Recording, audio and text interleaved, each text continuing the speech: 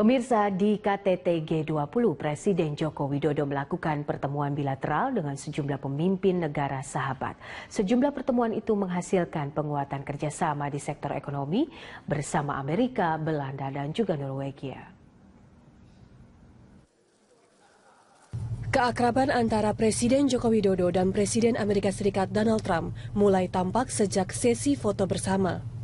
Trump menunjukkan persahabatannya dengan lebih dulu menghampiri Jokowi, membisikkan sesuatu, dan mengapresiasi orang nomor satu di Indonesia itu dengan ucapan "good job". Maka tidak mengherankan jika saat pertemuan bilateral, sederet rencana kerjasama di sektor ekonomi menjadi pembahasan keduanya. Trump menegaskan Indonesia dan Amerika akan melakukan banyak perjanjian perdagangan. Sebagai bukti, Trump menyatakan membawa semua delegasi perdagangan untuk menjalin kerjasama dengan Indonesia.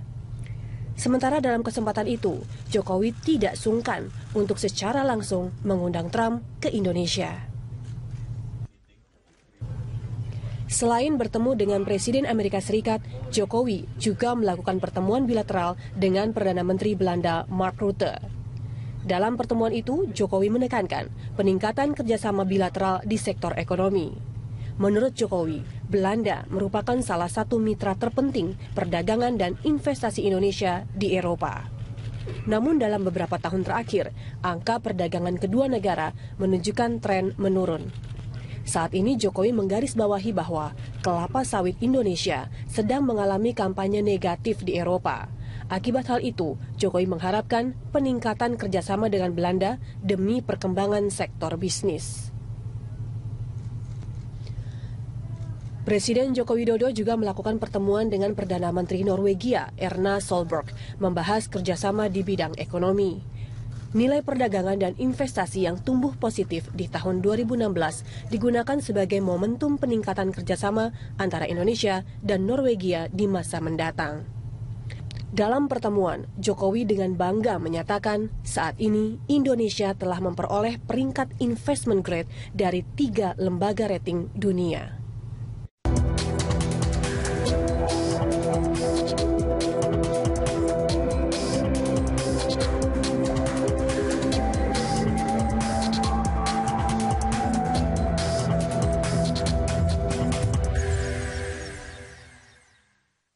Diplomasi Jokowi di G20, dialog kita lanjutkan kembali masih bersama Dina Wisnu, pengamat hubungan internasional. Mbak Dina, ini kalau kita bicara soal keberadaan Indonesia sejak 99, ini artinya sejak zaman SBY kalau nggak salah. Ya. Apakah sekarang dengan Jokowi di sana dalam rentang waktu yang singkat ini sudah lebih terlihat sebetulnya peran lebih Indonesia di G20? Zaman Gus Dur ya, 99 itu masih periode sebelum SBY ya. Oh iya sebelum. Oh iya sebelum betul. Sebelum. Jadi masih Pak Habibie itu. Masih Pak Habibie. Jadi kalau di tahun-tahun awal itu memang konsentrasinya kerjasama level Kementerian Keuangan. Jadi G20 lahir sebagai cara untuk mengantisipasi sedini mungkin atau mendeteksi sedini mungkin sakit penyakit di level makroekonomi di negara-negara yang diasumsikan sebagai populasinya terbesar, ekonominya terbesar, volume perdagangnya terbesar, sehingga kalau sakit satu semua ketularan gitu loh ibaratnya. Jadi itu mekanisme deteksi dini.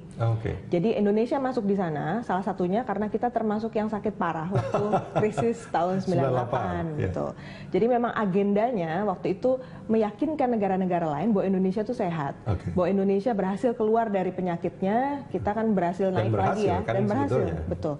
Jadi yang disorot oleh dunia sejak 2008 terutama itu adalah keberhasilan kita untuk menunjukkan kita berhasil kuat secara ekonomi.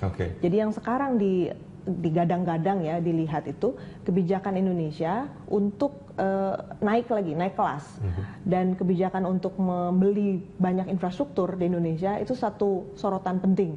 Jadi mungkin bisa ditengok salah satu hasil pertemuan yang katanya dibicarakan Indonesia dengan Amerika Serikat itu kan investasi Indonesia ini kira-kira akan berbuah seperti apa, kita bisa chip in apa. Jadi saya kira kalau dari aspek Indonesia memberikan harapan bahwa ada masa depan yang lebih cerah di Asia Tenggara dan mereka bisa chip in di Asia Tenggara, itu satu tanda baik sebenarnya. Dan satu poin yang harus mereka catat adalah Indonesia pasarnya luar biasa besar sebetulnya. Iya, tapi kan Apalagi Indonesia pengennya kan bukan cuma jadi pasar gitu ya. Betul. Pengen jadi doernya gitu. Artinya kan sebetulnya gini, nah itu dia pertanyaannya Mbak Dina. Ketika negara-negara, misalkan Norwegia, kecil sebetulnya kan, itu kan bekerja sama dengan Indonesia, mereka mendapatkan pasar yang besar gitu. Tapi apa dampaknya bagi Indonesia, itu yang harusnya dipertanyakan seperti yang Mbak Dina tadi katakan. Inginnya juga menjadi doer. Kita punya competitive advantages sebetulnya kan. Kita punya pasar yang begitu besar. Artinya apa yang kurang yang harus dilakukan sama pemerintah sebetulnya di G20? Dalam pembangunan itu aspeknya ada macam-macam, lapisannya ada macam-macam lah ya. Infrastruktur memang satu aspek yang kritikal untuk satu negara, itu biasanya yang jadi fundamental. itu fundamental ya untuk jangka panjang. Ya. Tetapi yang juga penting itu kedepannya siapa yang akan mengoperasikan infrastruktur tersebut. Artinya SDM, sumber daya manusianya itu pun harus connect. Karena kalau enggak nanti mengoperasikan infrastruktur itu lagi-lagi orang luar begitu ya. Jadi sebenarnya aspek yang menarik juga untuk diangkat adalah di mana positioning orang-orang Indonesia dalam situasi yang sangat kompleks dan kompetitif ini. Dan kita lihat betul di G20. Tantangannya adalah setiap kepala negara sekarang mainnya di rumah sendiri. Masing-masing kecenderungannya untuk mengedepankan agenda domestik. Ya, inward gitu ya. Inward looking gitu, inward looking. Jadi dalam kondisi yang seperti itu, tantangan kita adalah masukkan agenda kita aja ke situ. Itu udah membuat suasana jadi itu kan, kamu juga kecenderungannya untuk fokus hanya ke dalam negeri. Dan itu akan mempersulit nanti mencari titik temu. Jadi memang pada saat ini pilihan Indonesia nggak banyak nih di G20. Nggak banyak ya? Nggak banyak. Jadi yang ditunggu-tunggu memang sebagai pemersatu ini, konstruktif lah. Supaya paling tidak jangan sampai ada kebuntuan juga di G20. Itu termasuk soal proteksi perdagangan juga sama ini ya. Kerjasama dengan Afrika, kalau nggak salah peningkatan. Kerjasama dengan Afrika ini kan sebenarnya si Pak Jokowi sejak 2014 agendanya adalah membuka jalur perdagangan non tradisional ya. Artinya memang ada satu keyakinan sekitar 20 tahun lagi lah Afrika itu akan tumbuh sama dinamisnya dengan Asia Pasifik. Artinya kalau Indonesia mau eksis, kita juga harus eksis duluan di kawasan itu. Nah kalau menurut Anda apakah saat ini sebetulnya kita sudah punya paling tidak kalau sekarang Cina punya obor gitu kan, itu kan sudah sampai ke sana juga sebetulnya. Ini menurut Anda apakah kita sudah cukup peran di sana? Kalau dari instrumen diplomasi yang sudah dibuat oleh Ibu Menteri Luar Negeri itu adalah IORA, Indian Ocean Rim Association. Yang di bawah itu kan? Seluruh kawasan yang dilewati oleh Samudra Hindia itu kita punya kerjasama.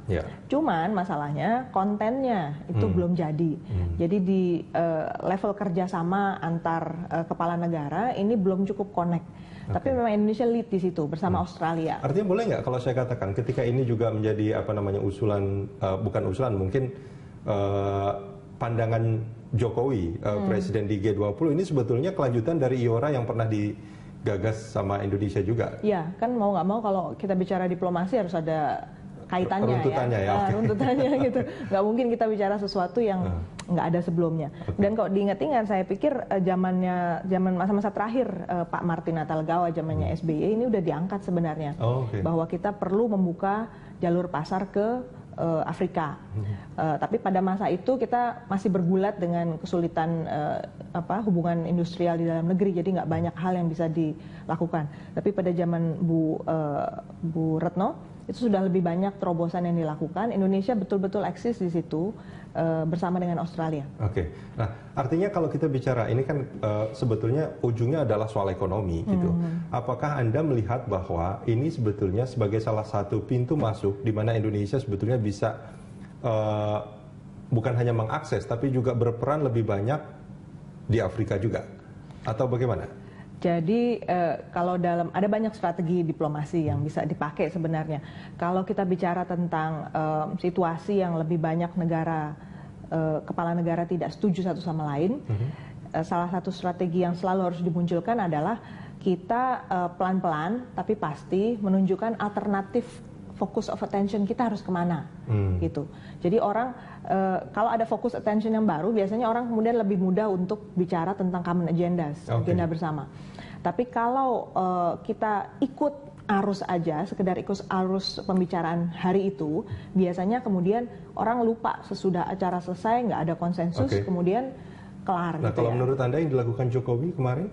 Paling nggak ada alternatif PR tambahan. Bukan hanya sekedar ikut arus tadi. Bukan sekedar ikut arus tadi, bukan sekedar bicara soal proteksi, kita anti proteksi, tapi kita sudah bicara loh, arah ke depan ada di saudara kita di Afrika. Gitu. Artinya G20 mau nggak mau, yang punya kepemimpinan berikutnya itu harus ngangkat juga isu Afrika. Mbak Dina, kita jeda sebentar, kita akan lanjutkan di segmen berikut. Pemirsa jangan kemana-mana, dialog masih akan kita lanjutkan usai jeda.